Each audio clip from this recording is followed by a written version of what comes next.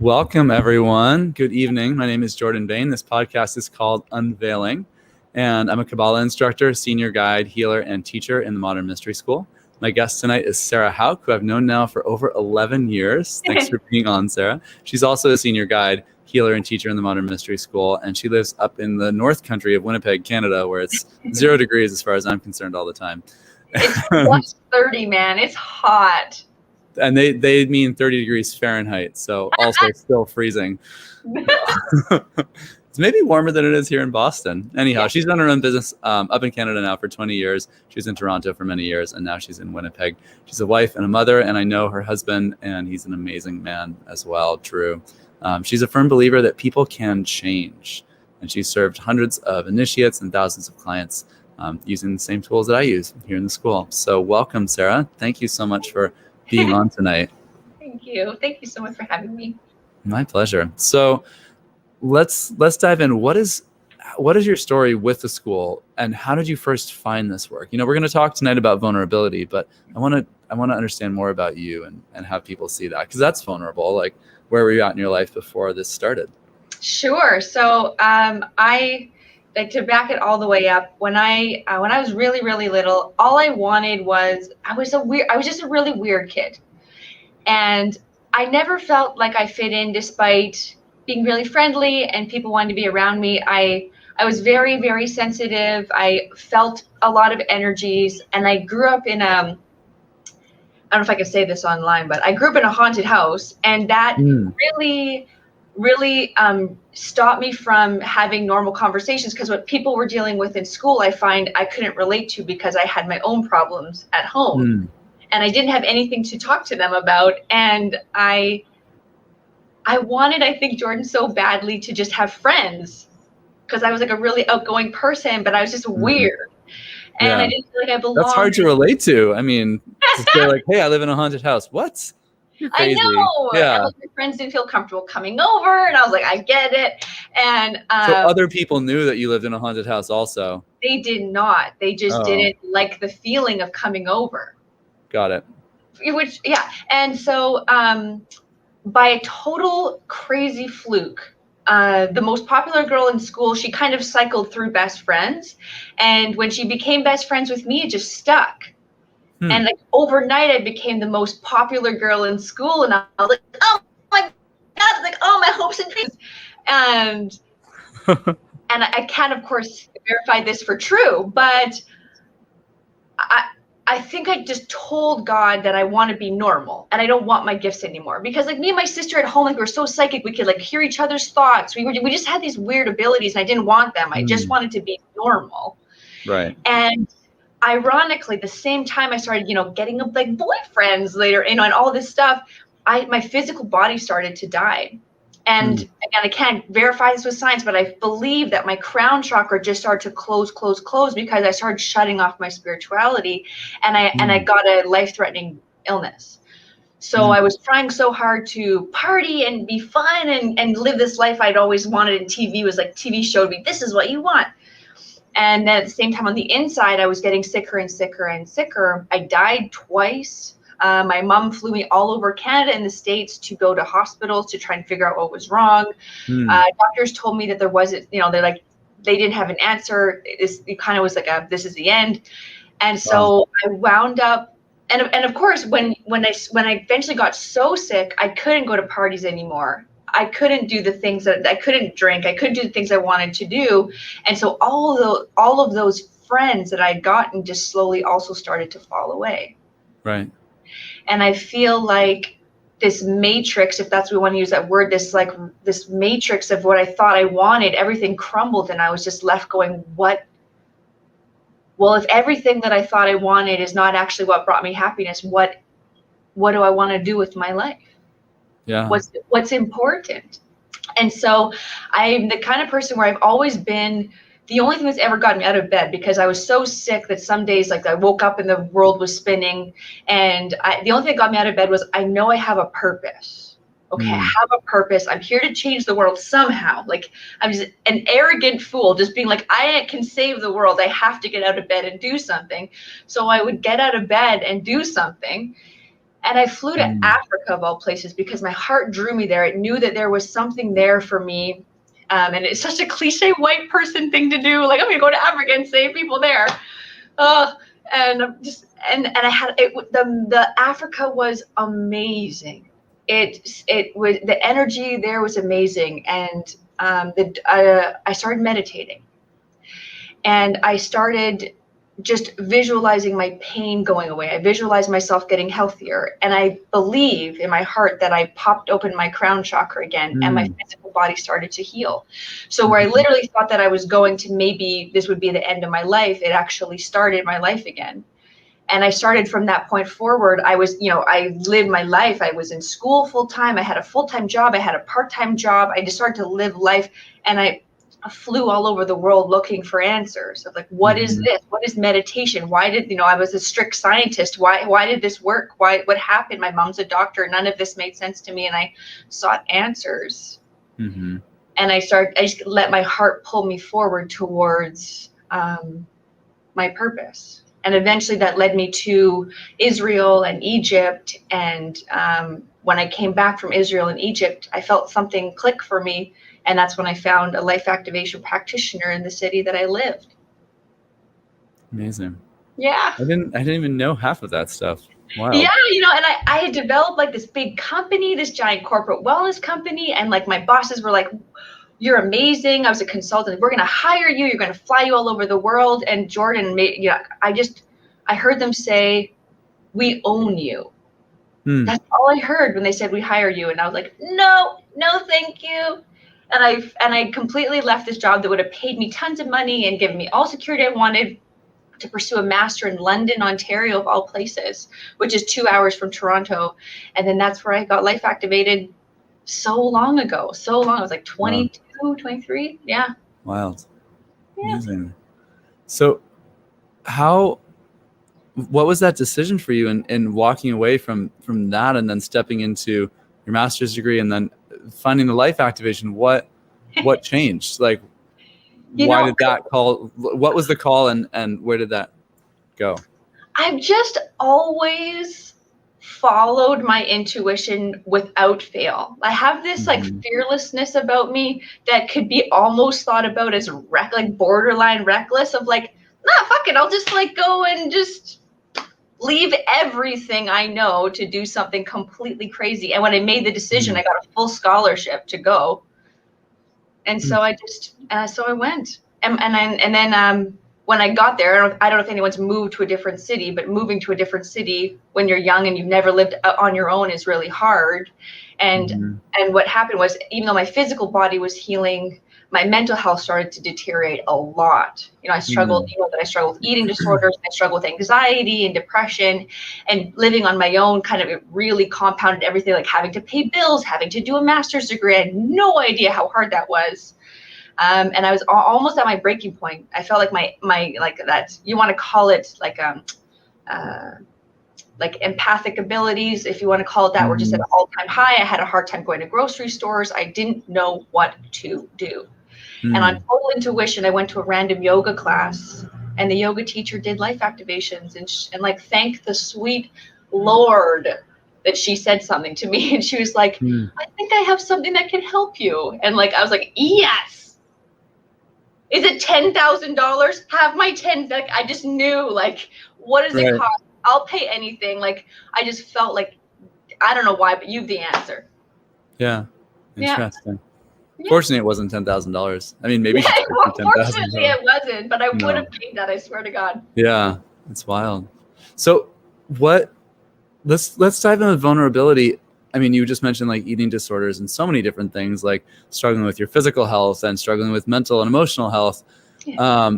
Within all of that, the ability to share that really does require vulnerability.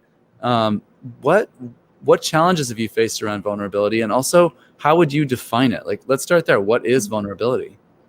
Yeah, I was thinking about this when you asked me to talk about it. And I think there has to be a level of fearlessness and courage to be vulnerable. And I think that recklessness and fearlessness are different as a preemptive step towards vulnerability. And I think the hardest thing about being vulnerable has been worrying what other people are going to think of me. I think it all comes down to what our oldest wounding is, of like why we're scared to be vulnerable. And the hardest places for me to be vulnerable actually are in my closest relationships. Right. So people think I'm vulnerable because I'm I'm okay talking about these things. But it's like with my closest relationships that I have a hard time being vulnerable. I think that being self-centered actually helped me be vulnerable for a while, because I really believe that people can change. Knowing you, Jordan, and how much you and I have grown over the many years we've known each other, that I accept other people's change with grace. I try my best to always meet a person, not trying to put them in the box that I met them the last time. And I think that the hardest thing was that the people in my life couldn't accept that I was changing, and being vulnerable is showing up and making mistakes. It's showing up and saying the wrong thing. It's trying. Being vulnerable is trying. And then not only making mistakes, but going back to the same people and trying to be better and hoping that they will hold you in a place of love. Yeah.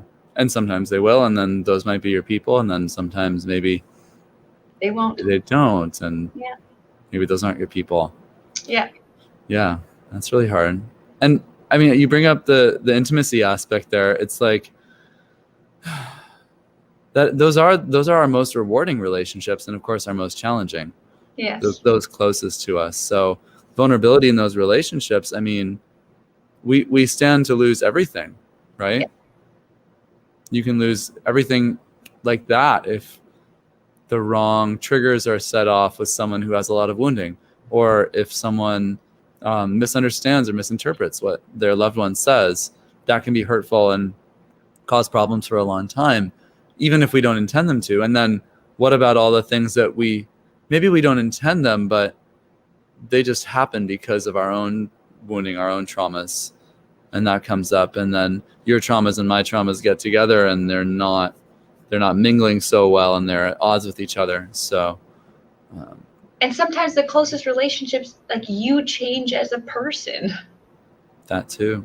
And when you change as a person, it doesn't mean I think that's been hard for me when I've changed, is that you have to let go of people, not even that you don't love them. You love them so much, but it's not going to work.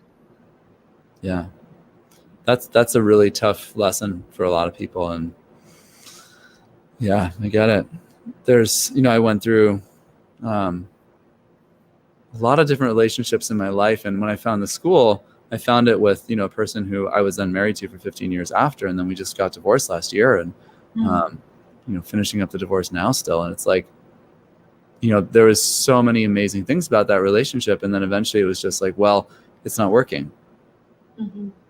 And, you can really love someone and really put a lot of work in, but then at the end of the day, it doesn't always come to fruition. And that takes a lot of vulnerability, to be honest with yourself. That was the hardest thing, being honest with myself. Like, okay, I tried, but does this actually work at the end of the day?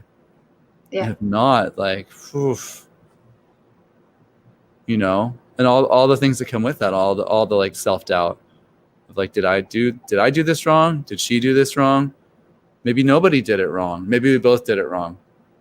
Maybe there's no wrong. Maybe it just is. It just is. Yeah. It's like, I'm me, and that's that other person, and me and that person maybe need to go do our own thing.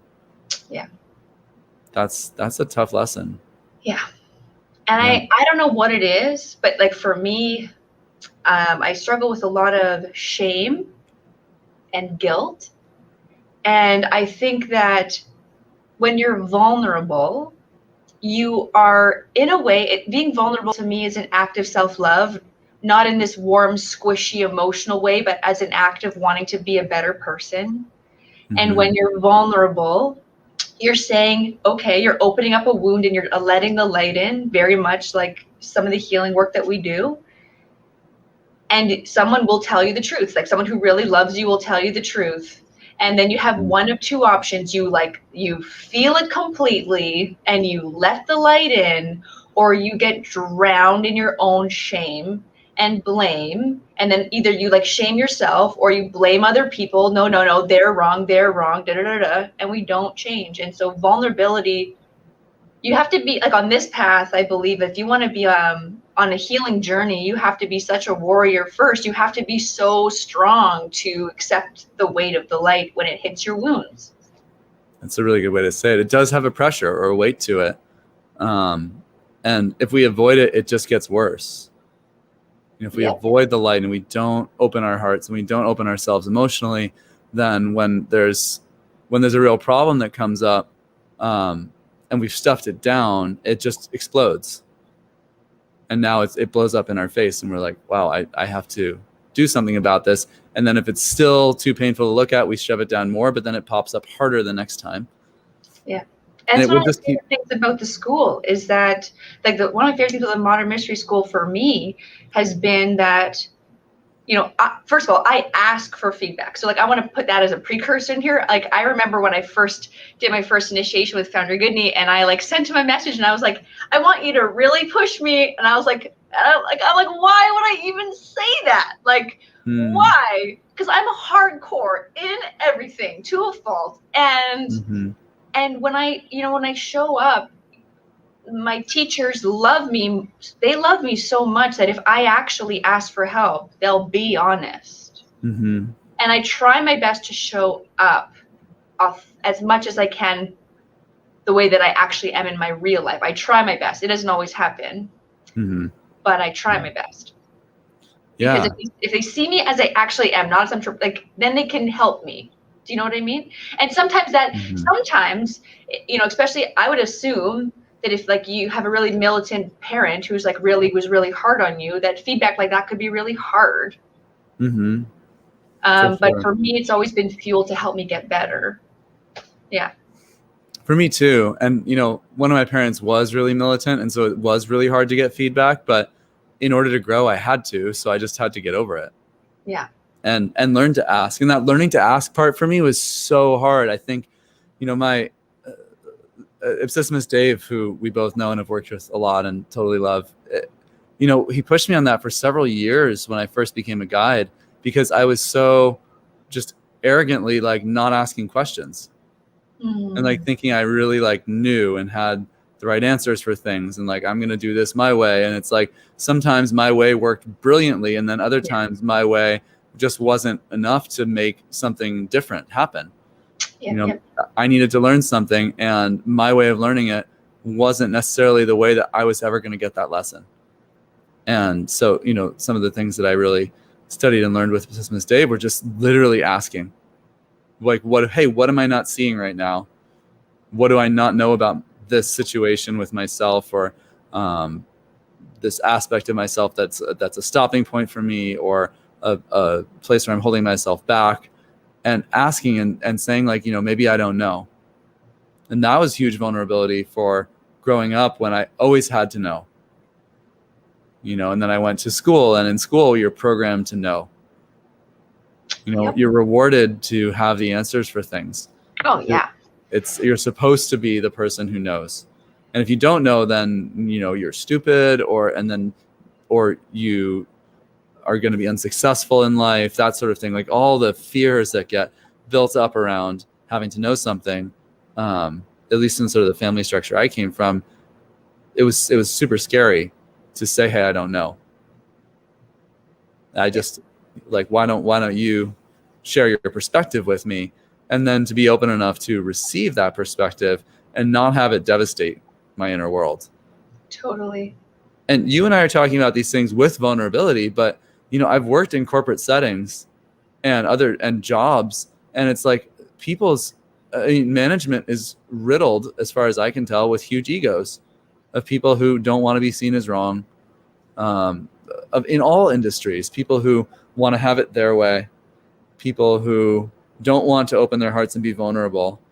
And, so many people, clients, I've worked with, several thousand clients over the last 10, 15 years being an energy healer, even before the mystery school. And people are often in their lives kind of terrorized by people who are not willing to be vulnerable. Yes. And, jump in with what you think. It seems almost that these structures are created, though, that vulnerability absolutely cannot be part of it. Right. Because if you are vulnerable and say, I don't know, like, for example, you're like a superstar in a job, and then you become moved up to manager, and yet you were a superstar at the job. You weren't a superstar at leading people, and yet now you're told to lead people, and you don't want to, again, you will get fired. Like the structure is that vulnerability can't exist. And I think that we take that into our personal relationships, where we feel like, if I'm myself, then you're going to leave. And like you and I know, if that is a core belief that, by way of quantum, apparently, according to what I'm barely learning about quantum reality, is that it appears to be what you will create endlessly. Right. So for me, I do not have the answers, but I just try my best to show up every day as I am and ask for the light and keep moving. And my life seems to be getting better. I have everything I could want. So I like healthy relationships and all this, but even when I have what I want, which was like, I have my purpose. I found my purpose. I get to wake up every day and try my best to help people. And I have my husband and I have my son. I still sometimes just feel like when my husband says, I love you, I'm like, okay, like, I don't know. Like, I don't let it in. I don't take it in. And he's like, you're so pretty. And I'm like, meh. I'm like, okay, Right. So maybe vulnerability is like, I don't know, deeply telling yourself the truth and then showing up that way. And then like, I'm trying right now to be vulnerable with my dad, because he was always this like strong, stoic man in my life. And I was always so afraid to not show up properly, that now I can finally say that to him, like in a conversation, like when we're talking, and I can feel my mask and I can feel my personality taking over, and me just like blah, blah, blah, blah, blah to my dad. And like deep down, I'm like, I feel so insignificant in this conversation, and I just need to say that. And I find like if I just go in my masks and go in my personality, it stimulates other people's personalities. But if I really try my best to open my heart, or like the definition of courage, right? Wear your heart on your sleeve, that triggers other people to be vulnerable. Right. And that's really, I think our parents is maybe the hardest thing.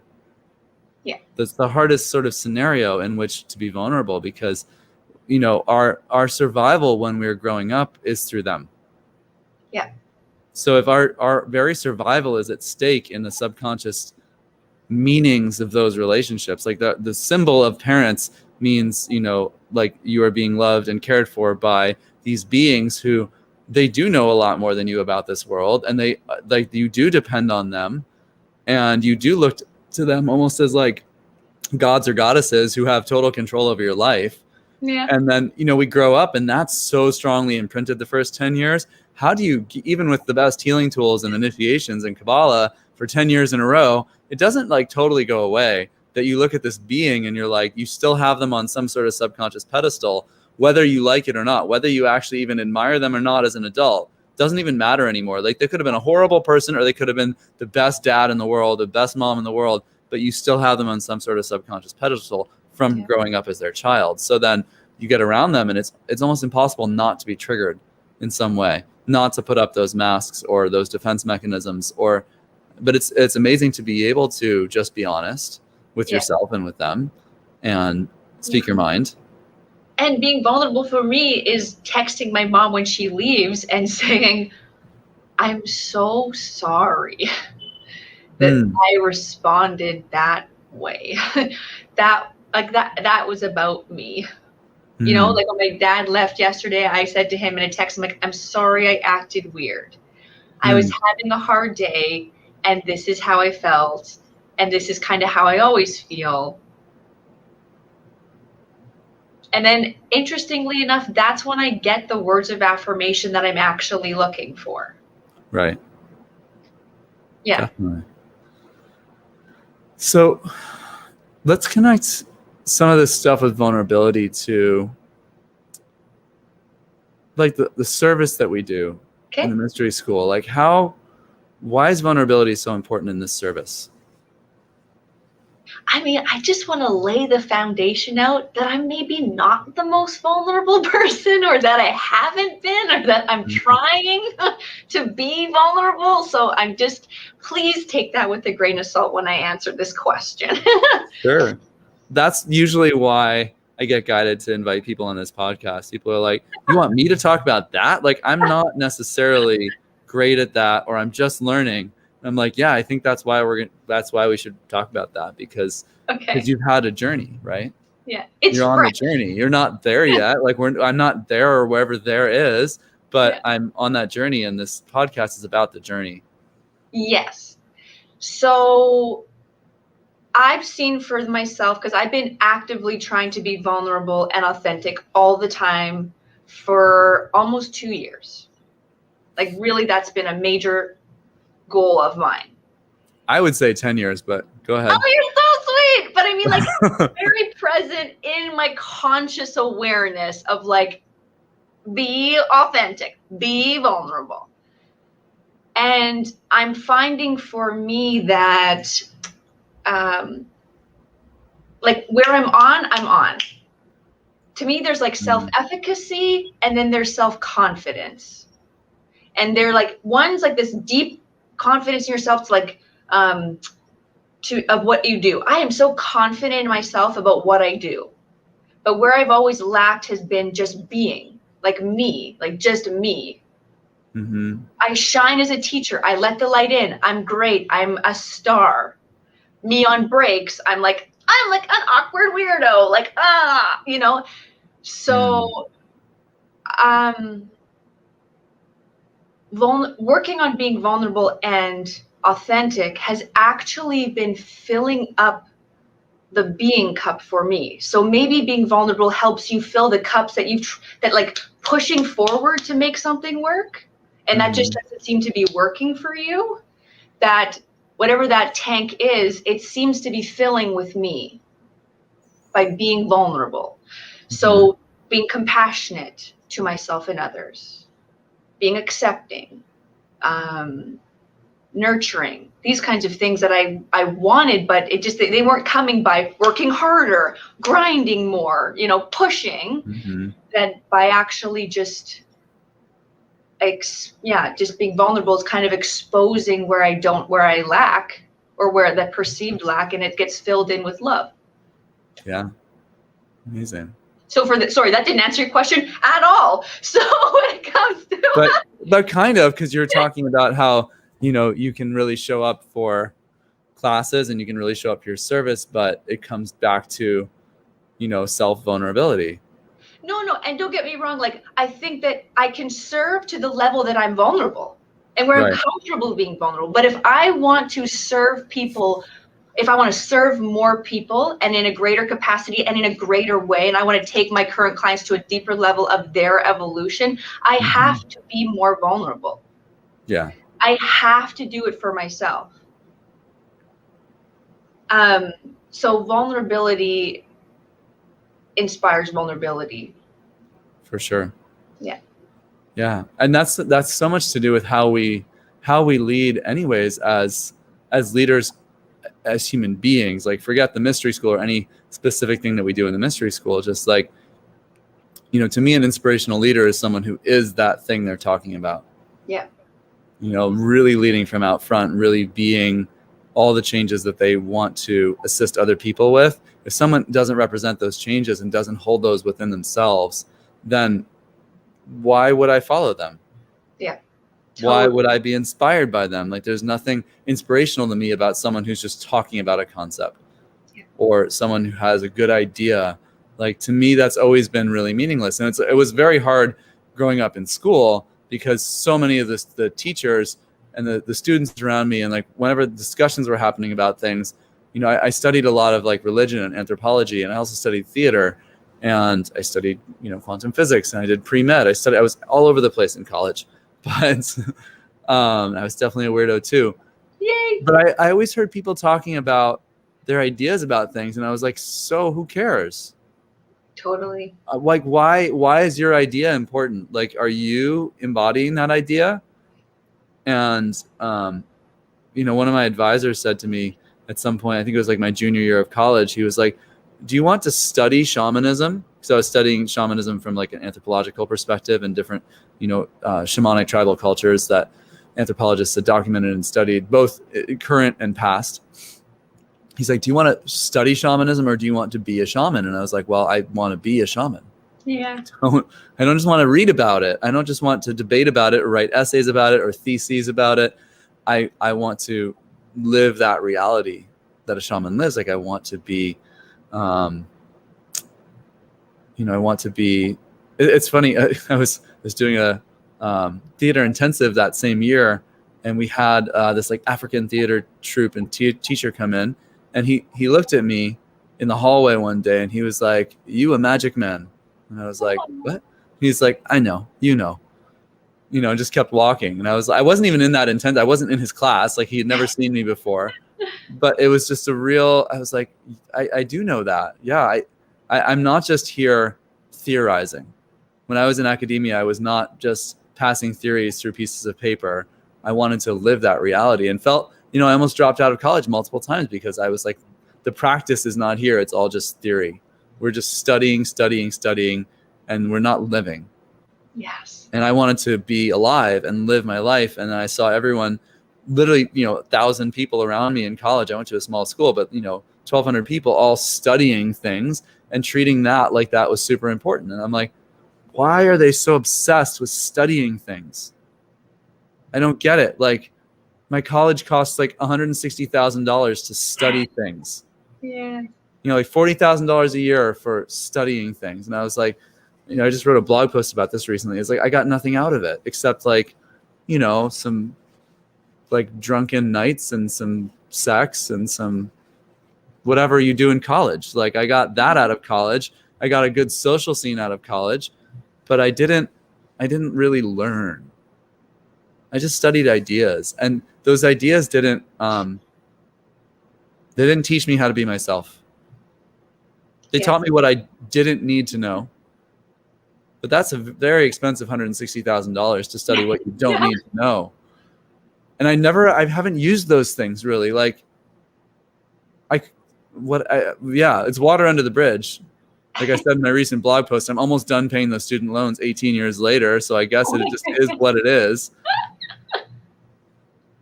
But I didn't learn anything. The real learning came from being my true self. It came from being vulnerable. Like I learned more with my friends. Like I said, I learned more with my friends in a social situation than I did from reading a book of something that I couldn't personally put into action in my life. So and maybe that's the whole goal. Like, so what do I mean? So when I come into the school, right? So college, again, is it anyone's fault? No, it's the structure. Mm-hmm. And so you're kind of taught that you need this label. You need this title. You need to fall into a box. Like this is, and yet, and I can totally say that I've been guilty of almost maybe a little fanaticism when it came to like, no, this is what I do. And I'm in the mystery school and these are the healings and these are the tools. But because I, for better or worse, wear my heart on my sleeve, people have pointed that out to me. Mm-hmm. And yet the magic of the school is like just realizing that like it's you. Yes, you can label yourself a healer just for lack of a better word. And yes, you and I have like amazing training and we have worked super hard to get where we are. But the magic of this school is just what you said. It's about being inspiring, and being inspiring means you have to be in the game and you have to get your feelings hurt and you have to be vulnerable. You have to be open to be showing where you're wrong and then not get bitter. Because if you're the kind of person that loves self-development, that's a lot of feedback. So you can't get bitter. You can't blame. And then you realize that, like the movie Soul, like waterworks, right? Like, dang, like it's life. Like life is everything. Life is the gift. And luckily, you and I have some very powerful tools to also help people shift, heal, let things go, whatever. But ultimately, vulnerability has brought me back closer to me, closer to me. And when the closer you are to your authentic self, then everything you magnetize to you and gravitate towards you is in alignment with that real, authentic self. Yeah, absolutely. And the masks that we wear, they come from feeling disconnected or feeling that we have to be disconnected, or going back to childhood that, we're supposed to be disconnected, that's the way to live. Like our parents show us that, the people around us show us that. And, authenticity, this is interesting. This is just coming to mind right now. It's like, for you and I as, self-labeled weirdos growing up, for me, it wasn't enough to see someone else being authentic. Yes, authenticity engenders more authenticity, but what if you don't see your archetype and your type of authenticity on parade when you're a kid? Totally. Like, where do you go to access that within? And there was nowhere I could turn to in the world that had that, and I had to turn within to find it. Even before I ever found the mystery school, I had found that within, and the mystery school helped confirm that and give me tools to work with it. But I just never saw in the world around me the way that I wanted to be. That's so important. I didn't see anyone modeling how I wanted to relate to the world. So I would try to put my life together based on, really up until I found the mystery school, because initiation gives you those keys to start to build your life for yourself. Yes. But until I got initiated in the mystery school, I studied with these other spiritual healers and teachers from all different systems from all around the world. And I tried to take little pieces of things that I found and admired or related to, and put them all together, cobblestone them together to create a path. Yeah. And I didn't know that all those paving materials to create that path were actually inside myself. I just was gathering them up. And I think I see a lot of people do that. They're trying to pull from the world around them the pieces that they need to build their life. And it sounds so cliche, but those pieces are actually within us. They're not something we're going to find in the world around us. And for whatever reason, it's this paradox that I needed an outside system like the school to remind me of that. Someone else might be like, wow, you're such a weakling that you couldn't find that on your own. Maybe. Only a weak-minded person couldn't find that on their own. I'm like, okay, cool. Well, I'm glad that your life works for you. That's great. Thank you for your opinion. This is me. Yeah, this works for my life, and it helps me unfold myself. And so maybe there's someone else out there who has a similar story, who is also I feel like that path must be inside myself, and I don't really want to spend the rest of my life trying to figure that out. Yes. I want to spend the rest of my life enjoying it instead of trying to piecemeal cobblestone my path together. And then it's okay, cool. Maybe the school could help you in some way with that. So I don't know. I don't know. That took me 6 years to learn how to say those words. I don't know. Oh, way to go, Jordan. Study. Yeah. It works. And when I say I don't know, it's such a relief. Yeah. It used to bring up mortal terror in my heart to say I don't know and to admit I didn't know something. And now it just makes me go, oh, I don't know. Oh, it's so nice not to know. It's so great that I don't know. Yeah. And not because my IQ is dropping, but because when I don't know, then anything is possible. Yeah. Everything becomes possible if I don't know. Yes. So I think that if we want the whole world to be more vulnerable, which would then lead to a more authentic world and less masks and more love, I think we have to create. We don't want to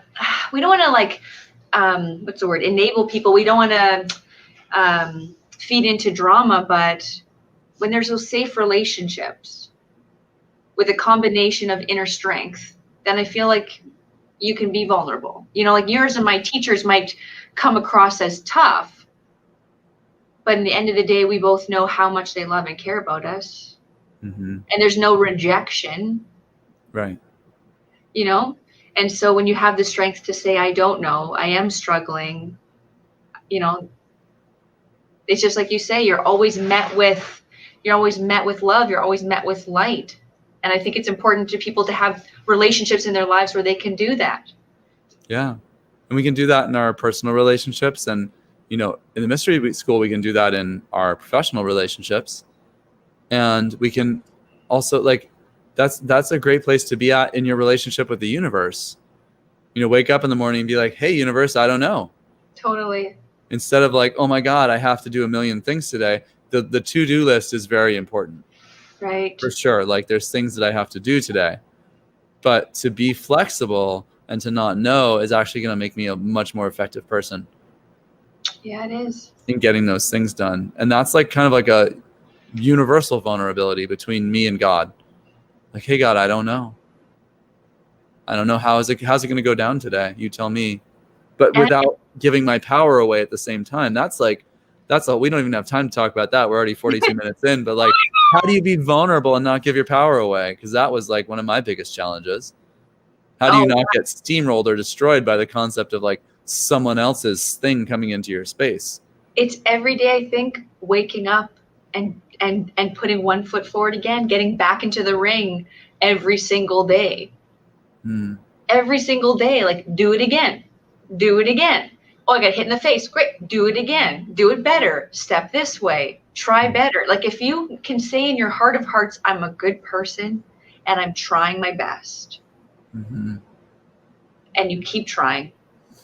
I think it works. I think it really does. And I think that maybe what we can say, if we want to end it on something, and I hope I don't want to trigger people, but I think there's a difference between letting our personalities be vulnerable and then letting our higher self / true self be vulnerable. Yeah. Because I can be very vulnerable about the wounding and stories of my personality, but that's not me. Yeah. And I could talk and talk and talk about this and focus on it and fixate on, I just need to fix this. If I fix this or whatever it is, or be vulnerable like that. But vulnerability that I'm seeing that that's maybe how I used to be vulnerable. And now I'm trying to be vulnerable from the higher self. Part of a hard thing to do, like, try walking into a group of people and saying to them, like, my life is good. I'm happy. I don't have anything to complain about. Mm-hmm. And that's hard sometimes for people to hear because they don't want to hear that. Yeah. And so sometimes we shut down our truth because we don't want to hurt other people, or we don't want rejection or abandonment or whatever it is. That's an interesting thing too, when you make it through all sorts of life challenges and then your life is really, really good. And then do you share that with other people? That's an interesting thing. Is it safe? Do I feel safe? Yeah. And then it all comes down to that, like, Davina Franca said in her interview the other day, that we just have to be filling up our own tanks. But that's not the point of this conversation. We do have to fill up our own tanks. That's, not really about vulnerability, but when we are really full within ourselves, then other people can draw from that well. We can draw from that well. You don't look for it for anyone else. No one can take anything away from you because you have it. Yeah. Yeah. Cool. Yeah. Let's close this up. What would be your advice to those who feel deep down inside that they want more authenticity and more vulnerability, can't talk, in their lives? Where can they get started? Where can they go deeper with themselves? Great question. I'm nervous. I think that you have to first start with awareness, and you have to be aware of your stories first. I think that you have to cut yourself some slack, like a lot of slack. A lot of slack. You're human and you're trying. I find that more than anything, people are so hard on themselves, and it comes out and expressed in all different kinds of ways that maybe they don't want it to. And I think every day, just allow yourself the grace to change, allow other people the grace of changing, and just every day get up and try again. There's no shame in trying again. I remember when I was in high school, my sister would say, "How do you always have a job? How do you always have a job?" And I used to say to her, "Because I'm not afraid of getting a no." Look for no's in your life. Look for no's, and you'll find a lot more yeses. You'll get it. You'll let it in. You'll let the love in. Or don't listen to me. Meditate. Get your own answer. I don't know. Awesome. I love that advice. I love it. It's great. Maybe not everyone in the audience can use it. Maybe half the people who watch this at some point can use it, but it's your truth. Yeah, So. Stop being so hard on yourself. Every day is a new day. Do you know how many times I've just been vulnerable and people have just said crazy things about me, and I'm like, okay, well, I'm just gonna go out there and try again and try again and try again, and that's all I can do. Yeah, it's true. I would really agree with that. I definitely second what you're saying. It's so, and in that applies in business and our service and showing up with our clients, and it applies in our teaching, and it applies in our personal relationships. It's again, to me, I always come back to the thing with knowing and not knowing. I don't know what it's going to take. And so, yeah, cut myself some slack. What's it going to take for me to succeed in this relationship? What's it going to take for me to succeed in talking to this client right now? I don't know. I don't know. And then okay, let's try it again. Just try it again. Yeah. And ultimately trusting that the universe is conspiring to help you. But it can't help you if you don't try new things. Have difficult conversations. Every time I'm having a conversation with someone, I'm learning. Oh, if I say it in that way, if I have that energy, or I'm always learning energetically, how what I'm saying is affecting someone else. And I didn't mean that to happen. And okay, I'm going to try it again. We have to keep trying. Yeah. To me, also, vulnerability means not letting water go into the bridge. What do you mean? Not letting things be unspoken that we feel in our heart. Oh, yeah. If something comes up in our heart, don't just hold it back. Yeah. I mean, that doesn't mean have no filter and don't be diplomatic and be a jerk to somebody. But if we're feeling something, really that feels like it's our authentic truth, diplomatically share that and bring something forward that, maybe that's going to add to that conversation in a deep way. Again, I'm not talking about just randomly sharing stream of consciousness stuff that comes to mind. That's really different. That can be really destructive. Yeah. To just share whatever's top of mind and have no filter. I'm talking about really learning to listen to our hearts to the degree to which when we're feeling something, we examine what that is that we're feeling, go deep into the feeling of it, and then do our best to put that into words so that it doesn't just slip below the level of the conversation. That's what I mean by not let water go into the bridge, not just let things slide that we really know to be true in our hearts, but speak them, whether they are difficult conversations or just something beautiful. Yes. I'm so fascinated by research that's showing, I haven't done enough research, but just little clippets I've heard or read that there's links between authenticity and disease. Mm-hmm. And so when I read that, I'm like, okay. And I tried to be authentic, and I have these attachment relationships, and I spoke up in an attachment relationship where I never would have. And I don't know where this relationship stands now. It may be over, and I guess I have to be okay with that, but I feel so good that I actually said what I authentically felt. It felt so good for me. And I told my mom a couple months ago, I messaged her and I said, I have to thank you for being the person in my life that I can hate sometimes. Because my mom has showed me that I can yell at you, I can be mad at you, I can get frustrated at you for no reason. and you're always still there for me. Like, not that she puts up with shit, but it's that, like, you can make a mistake and I still love you. We can, you know, we can fight, we can argue, we can yell, and I still love you. And I realized, wow, like, me and my sister are like that too. And I think that what stopped me from being vulnerable is I'm afraid of that, like, this is going to be over. That relationships are conditional, and if I say something wrong, you're not going to like me. If I don't say what you want to hear, so I'm going to be like half myself. I'm going to show up as a part of myself, and the thought that that's causing disease, like, it's scary. Yeah, absolutely. And then we can keep going. We're past our time here. Sorry, Jordan. No, it's great. I love it. And those things can really mess us up. Those can cause disease. And it's like, oh man, so many thoughts from there. We should wrap up. Okay. But yeah, it's great. Let's continue this conversation at some point. We'll go there. There's a lot of things that just came up when you were talking about that. I'm like, oh man, we can keep going for another 20 minutes here, but it's already 51 minutes. So yeah, we'll bring it to a wrap. So to all of you watching, thank you. There's been tons of comments here. I've been so engaged in this conversation that I haven't even been able to follow them. So if you made a comment or a question, we'll try and get back to you later afterwards, but we're done with our time right now. So we love you all. Hope you all have a great night, and take care. Thanks, Jordan.